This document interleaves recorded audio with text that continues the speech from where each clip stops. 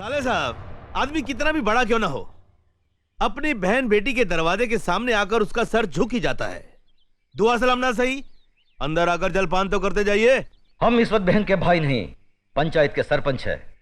क्या तुम ये भूल गए कि जिस घर का मुकदमा पंचायत में हो, उसका फैसला हो जाने तक हम उस घर का पानी तक नहीं पीते। एक बार फैसला हो जाने दो, उसके बाद साथ बैठकर जी भरकर खाना खाएंगे। फैसला जरा सोच समझ कर करना गजरा साहब। जगन्नाथ सिर्फ मेरा ही नहीं, तुम्हारी बहन का भी बेटा है। कहीं कुछ गलत हुआ तो नतीजा बहुत बुरा होगा। खामोश! तुम्हारे इन मगरमच्छ के आंसुओं को देखकर गजराज ठाकुर का दिल नहीं पसीजेगा।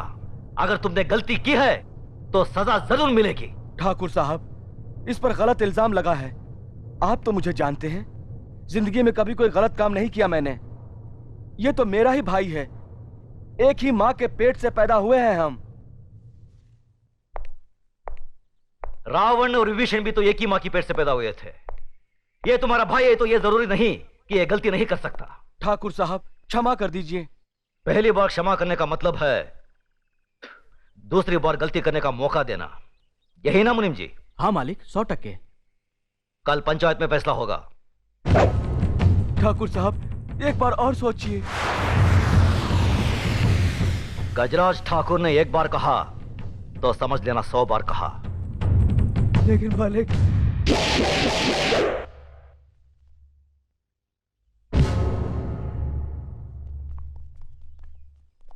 क्या बात है मुनीम जी? नमस्कार ठाकुर साहब। राम राम। मालिक, ये आपसे मिलने आए हैं। मालिक, हमारे हरिजन पाड़ा में आग लग गई, हमारा सब कुछ जलकर राख हो गया। ये तो बड़ी दुख की बात है। मुनीम जी, इन्हें जितना अनाज, कपड़ा और घर बनाने का सामान चाहिए दे दीजिए। जी मालिक। धन्यवाद मालिक। राम राम मालिक। हमारे रामपुर गांव में हमने गरीब बच्चों के लिए एक स्कूल खोला है, आपकी मदद चाहिए। बहुत अच्छा काम किया। मुनीम जी, जी स्कूल के बच्चों के लिए दोपहर का खाना, दूध, किताब, सब चीजों का इंतजाम कर दीजिए। जी धन्यवाद मालिक। आइए।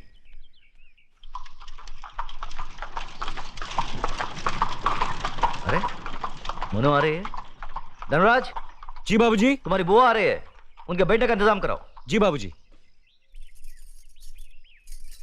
ठीक है, जाओ। आओ बहन, आओ आओ। पाए लागू भैया। जीती रहो। नमस्ते बुआ जी। बैठो। खुश रहो। क्या बात है, इतनी धूप में यहाँ?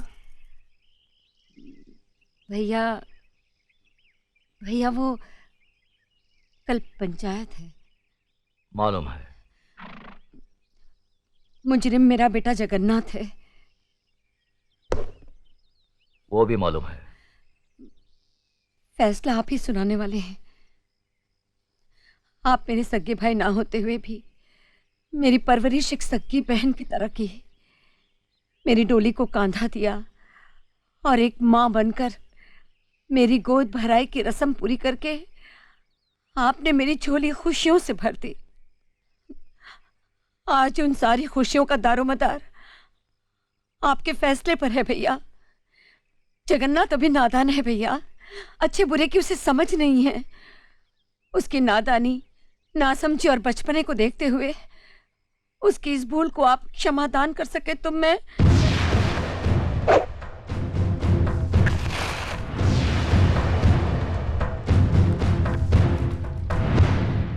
धनराज। जी बाबूजी। घर की तिजोरी में तुम्हारी माँ का जितना भी सोना पड़ा है उसे हमारी बहन को दे दो। देखो बहन, रामपुर में जो हमारा 50 एकड़ आम का बगीचा है हम उसे तुम्हारे नाम लिख देते हैं, और गंगानगर में जो हमारी 200 एकड़ उपजाऊ जमीन है उसे भी तुम्हें दे देते हैं। यही नहीं, अगर तुम हमारी जान भी मांगोगी तो हम उसे भी तुम्हारी सदके में छोड़ देंगे। लेकिन जिन्हें सदियों से हमारा खानदान अपना खून पिलाता आया है, उस नीति, नियम और इंसाफ परिस्थिति को अब नहीं छोड़ सकते। मगर भैया, अगर आप चाहें तो।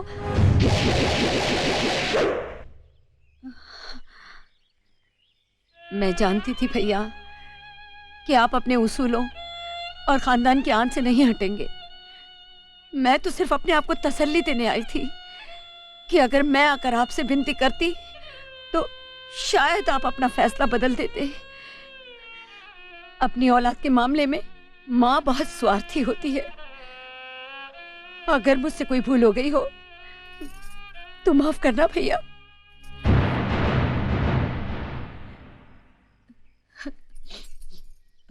हुआ बेटा, मुझे कोई दुख नहीं है, बल्कि फक्र है कि मैं इतने महान इंसाफ पसंद भाई की बहन हूं। खुश रहे।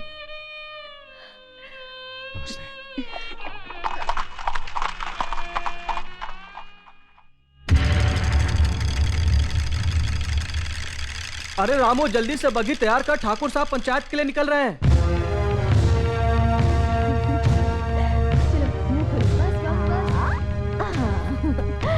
अब ये बाबूजी की तरफ से, और ये अले ले ले, तू कहाँ भाग रहा है? और ये मेरी तरफ से आजा।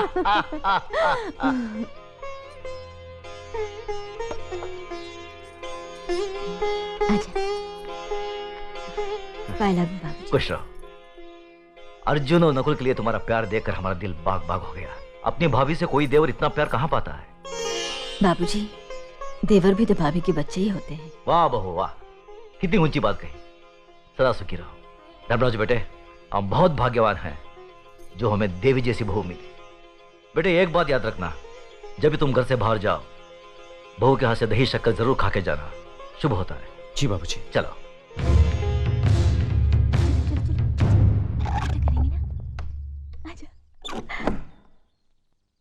आजा। टाटा पिताजी। टाटा पिताजी। चले बाबूजी। चलो।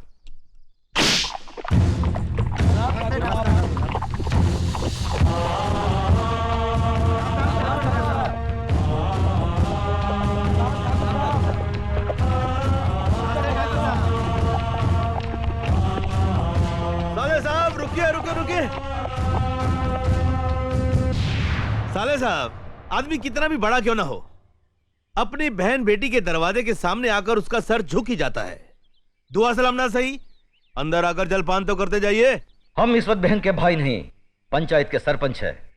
क्या तुम ये भूल गए कि जिस घर का मुकदमा पंचायत में हो, उसका फैसला हो जाने तक हम उस घर का पानी तक नहीं पीते।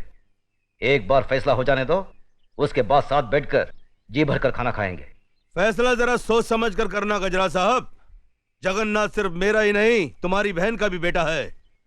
कहीं कुछ गलत हुआ तो नतीजा बहुत बुरा होगा। चलो धर्मराज।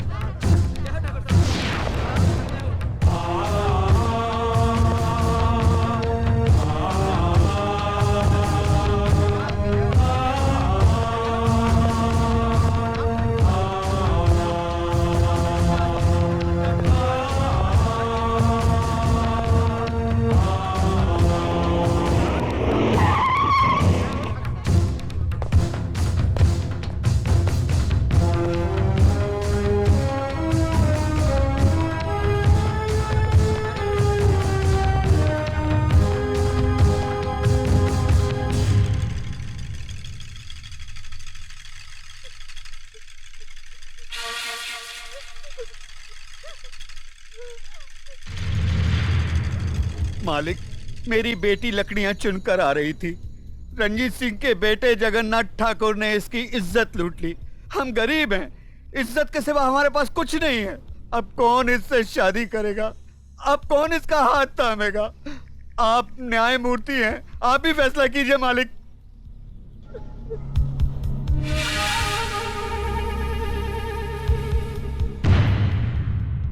इस बात का कोई चश्मदीद गवाह है?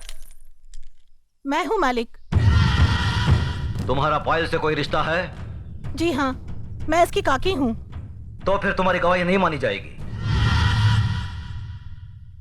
गवाही सिर्फ उसकी मानी जाएगी जिसने अपनी आंखों से देखा है, लेकिन इस लड़की के खानदान से उसका कोई रिश्ता ना हो। है कोई ऐसा साक्षी, ऐसा गवाह?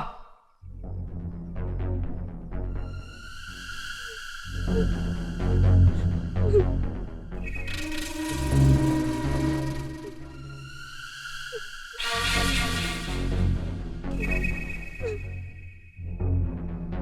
हूँ मालिक। मैंने देखा है। तुमने क्या देखा है बेटे? मैंने देखा कि ये इस दीदी को जबरदस्ती अपने कंधे पे उठाकर पंपशीट में ले गया और दरवाजा बंद कर दिया। ये बचाओ बचाओ चिल्ला रही थी मगर वहां कोई नहीं था। थोड़ी देर बाद जब ये बाहर आई तो इसके कपड़े फटे हुए थे और ये रो रो के कह रही थी कि मेरा सब कुछ लूट गया, मैं बर्बाद हो गई।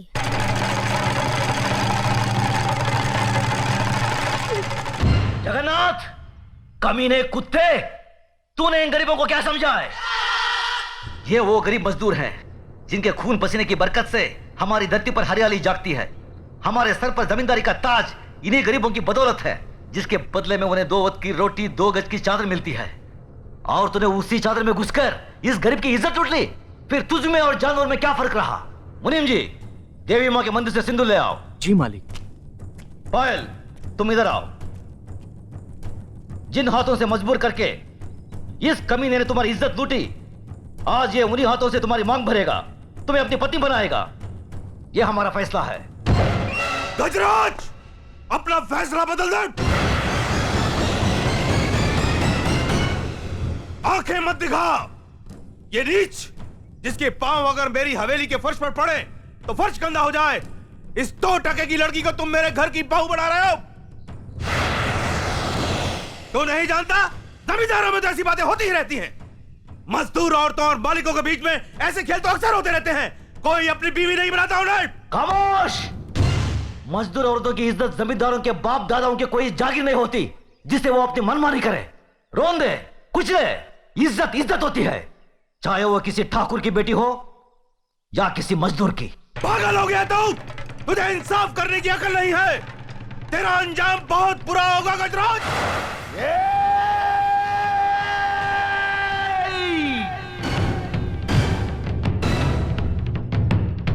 इसके आगे एक लफ्ज भी बोला तो जुबान खींच लूंगा।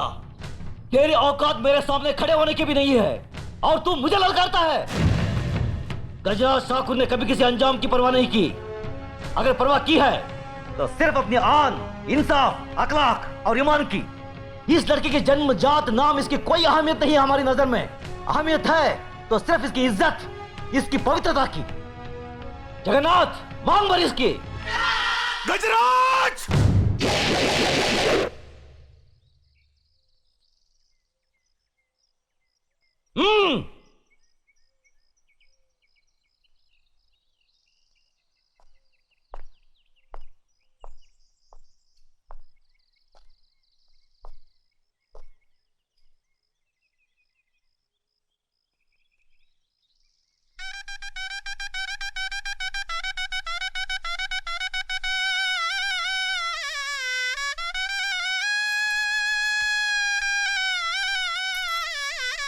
सदा सुखी रहो बेटी। जगन्नाथ, अगर तुमने इसे कोई तकलीफ दी तो हमसे बुरा कोई नहीं होगा।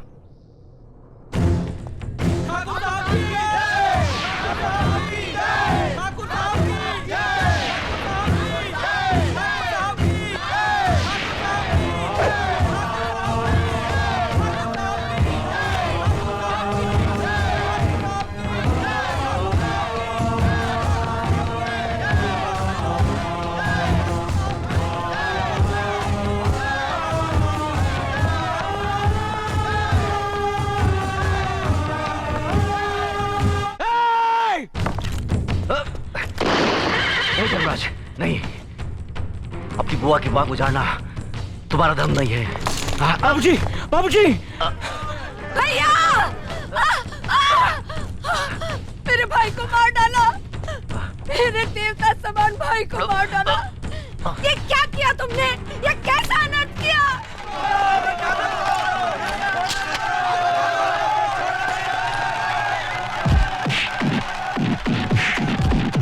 रुक जाओ, छोड़ दो उसे। जो अपराध उसने किया है उसकी सजा उसे जरूर मिलेगी। आज से 18 साल के लिए हम रंजीत सिंह ठाकुर को समाज और बिरादरी से बाहर करते हैं। आज के बाद अगर कोई भी इसके परिवार के साथ किसी भी तरीके का संबंध रखेगा तो उसको भी यही सजा मिलेगी। यह गजराज ठाकुर का फैसला है। भैया बाबूजी भैया बाबूजी बाबूजी बाबूजी।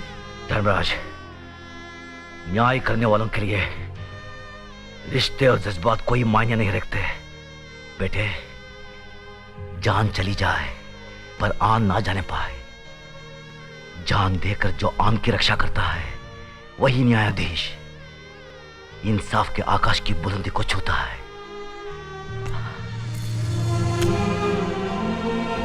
बाबूजी। धर्मराज, जी बाबूजी। आज से हम भरतपुर कस्बे की न्याय और इंसाफ की बागडोर तुम्हें सौंपते हैं।